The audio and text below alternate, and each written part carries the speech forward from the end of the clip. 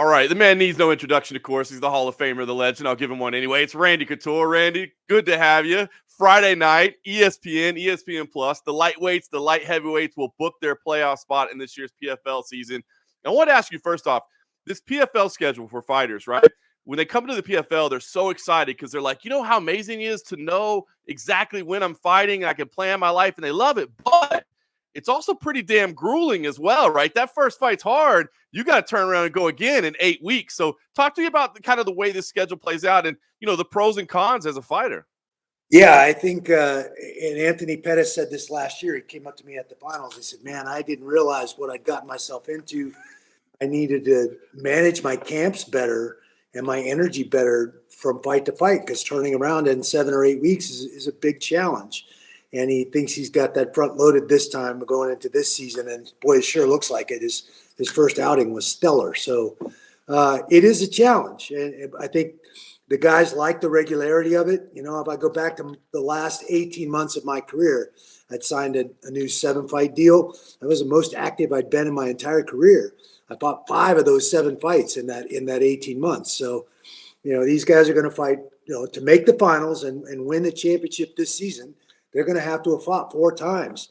Some of these guys are coming out of the Challenger Series, and some of them have fought 5 or 6 times if they make it to the finals, which is pretty remarkable in a 6-month period of time. It really is. And I think people need to realize that as the season progresses. I mean, you've got, as you said, you've got to plan for it. You've got to be prepared for it and kind of, weigh things out as far as your activity and training and that sort of thing.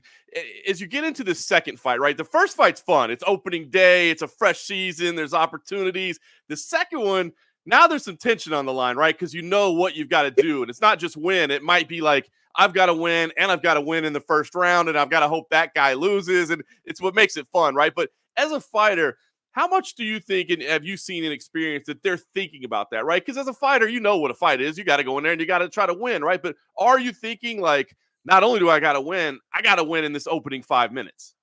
I think most of the fighters, in my experience, strip it down and keep it as simple as they can keep it. I think the more stuff they get going on in their head, the more likelihood that they're going to freeze up. They're not going to go out and do what they trained to do. So I think simple is definitely the way to go. But, you get a guy like Lance Palmer, who's as, calculating as any athlete I've been around. He's a total package. He studies, from nutrition and everything down the line. There's a guy that's definitely got a plan. He knows exactly where he stands in the standings. He didn't have the outing he wanted the first time around. So you can bet he's going to go out and put it out there and try and score some points early and ensure that he gets into the playoffs and gets a shot at another title. How would you handle that as a coach, Randy? Because I wonder, right? Because I think about it, and I think what you said is spot on. Just keep it simple. You don't want to overcomplicate things. There's already so much going on in there, right? But if it's a situation where you do need 6 points to advance, then did the win really do anything for you? Or as a coach, would you be like, let's have the most aggressive, if you've got a guy in that situation, would you be like, let's institute the most aggressive game plan we can? Just go, because if you win and you go home, did you really win? Yeah. Honestly, it has to factor in. You have to recognize the scenarios. Who wins this? Who wins that? I got to have this to even be in hope of making the playoffs. So it does have to factor in. And any smart athlete, and I like to equate our sport to kinetic chess, has got to be a couple moves ahead. So, I think it has to factor in, but at the same time, you can't get so carried away. I got to have a knockout. That guy's head's going to shrink so small, you'll never be able to touch him. So there's a fine line there you walk between, getting yourself psyched up to go out and get the finish and be aggressive, or being reckless and putting yourself in harm's way at the same time. Yeah, it's a heck of a snare. It's what makes the PFL so fun. All right, lightweights and light heavyweights. Randy, check this out. Let me read this to you. Olivier Aubin-Mercier, Nathan Schultz, Stevie Ray, Jeremy Stevens, Don Madge, Miles Price, Martine Held. Those are all the guys that are out of the playoffs right now. That list of guys, this lightweight division, lightweight, I think, has got to be the deepest division in the PFL this season. I think it is. You could make a case for the featherweights too. I mean, there's a stacked division there. Obviously, the welterweights are the division with the 70+% finish rate. These guys get after it and finish fights. So there's no lack for excitement in any of these weight classes, but I think you're right. The lightweight division is stacked from top to bottom, and it's a coin toss. I mean, any one of these guys could be the champ in any given season. It's crazy, man. All right, the featured matchup in lightweight this week, Clay Colllard versus Alexander Martinez. Both of them Yeah. right now would be in the playoffs, but of course, it's going to factor in. We'll see how things settle after this one. Talk to me what you think about this matchup, because Clay Colllard, man, this guy seems to be like reborn in the PFL. He's having like the best, run of his career. Meanwhile, Alexander Martinez, maybe not the most exciting result last time out, but certainly got the job done. Yeah. What do you think about this particular matchup?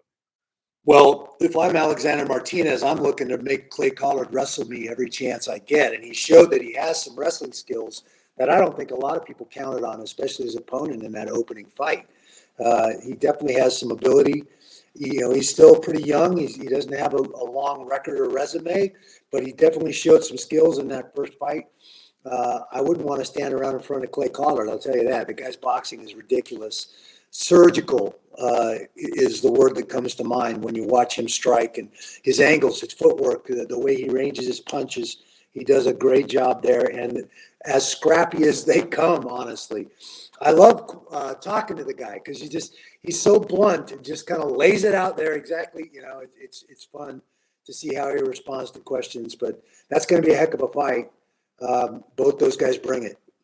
I love it. Yeah, for any reason anybody didn't see that fight with Jeremy Stephens that kicked off the season, man, definitely watch that on replay because that was phenomenal fight. Yeah, one of the best I've seen in a very, very long time. Those guys both laid it out there. Hats off to Jeremy Stephens. I don't know what kept him standing a couple of those times, and he brought it too. I thought he had Clay in trouble a couple times as well. So amazing fight. Great fight. All right, the featured light heavyweight fight this week, Antonio Carlos Jr., Shoeface, and Brucey Souto. Shoeface, the defending champion, goes out there and gets it done in 29 seconds last time. I mean, is Brucey Souto a tough guy? I mean, is this a challenge for Shoeface, or do you feel like he's just on a different level right now? I think he's operating on a different level right now. His submission game is top notch. He reminds me of a Nogueira at his peak, when you never knew what submission he was going to pull off or the situations he was going to find himself in. And he's got naturally heavy hands. He's not afraid to get in there and go nose to nose and let him fly. But his submission game is where it's at. And you got to be careful when you hit the ground with that guy for sure. I don't care who you are. Souto better be on his game, his A game for that fight for sure. That guy's got every submission in the bag. Now, you look at those light heavyweight standings, it's Shoeface and it's Omari Akhmedov that are kind of in cruise control right now. They're in the top spots, and they're teammates. And I talked to Shoeface, and he said they're still training together on a daily basis. It's not as if they're saying, we can't go together. Look, those guys could be on a collision course. They turned down an opportunity to fight each other one time before in the UFC because they're teammates. You don't get to do that if you're in the playoffs, right? So how much does that factor into what they're thinking in their mind, thoughts of man, maybe potentially squaring off with a teammate? We've seen this before with Hausch Mampio and Nathan Schultz, who are best friends, literally godfather to each other's children, and they were not looking forward to the possibility that they might meet in the semifinals or the finals. And I think you have a similar situation here with Akhmedov. It is what it is, and it's one of the things I love about this sport is you're literally banging heads and beating the hell out of your best friends on a regular basis. Sometimes you have to fight some of your good friends. I fought Tim Sylvia, fought a lot of guys that I was good, friends with, and one of us is going home pissed off. That's just how it is. But that's one of the things I love about this sport. I'm sure these guys are consummate professionals. If it comes down to it, they're going to put it on the line and do what they have to do. Yeah, it's funny because the selfish side of me, I actually want to see that fight, but I also feel bad for him because I know that, like you said, that means one of them's got to go home unhappy. But it is tough because you train together, you know each other's techniques and moves and what to anticipate. That makes those fights that much more competitive because you know that guy inside and out. I think probably the guy I wrestled the most in my wrestling career was Mike Foy.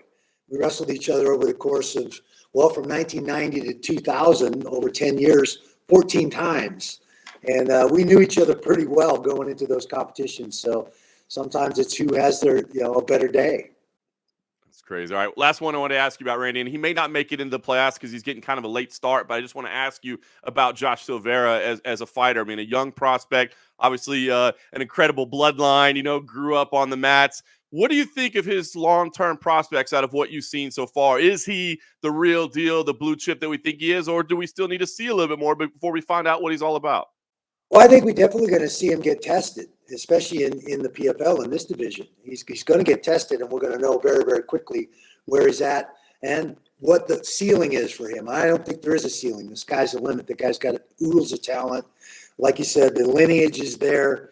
He just needs to continue to get cage time and develop that confidence in himself and then go out and do exactly what he trained to do. And I think he's going to be just fine. Outstanding. Well, we look forward to following his career. Like I said, he could make the playoffs. It's a long shot. He's only getting the one shot, but we'll see. Yeah. We'll see what happens. We'll find out. Listen, yeah. PFL.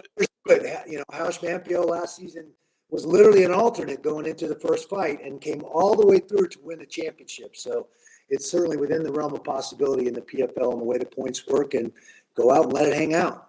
You just never know. It. I love it. It's Friday night. It's ESPN East Coast. The thing I love about it, Randy, and I'm sure you've seen it, it's exciting because the whole card kind of goes with each other. Not that there's anything wrong with the other organizations where, you've got a strawweight fight and then you've got a heavyweight fight and then but like every fight matters to each other. You know what I mean? I think that's what makes these cards so fun for people that maybe haven't seen it before. From the first fight of the night, it relates to the main event of the night, or it's fun like that. That is what's fun. I think the fans get into that. They know the scenarios. We start highlighting those and telling those stories. Well, if this guy does this, now he's got to do that if he has any shot at getting in and getting a shot at the title this season. So I think that's one of the layers that makes the Professional Fighters League so exciting. I love it. Well, if you haven't checked it out before, do it. Friday night, ESPN, ESPN Plus. Randy, thank you very much. We'll be watching. You bet, brother. Thanks for having me on, man. Appreciate you. Well,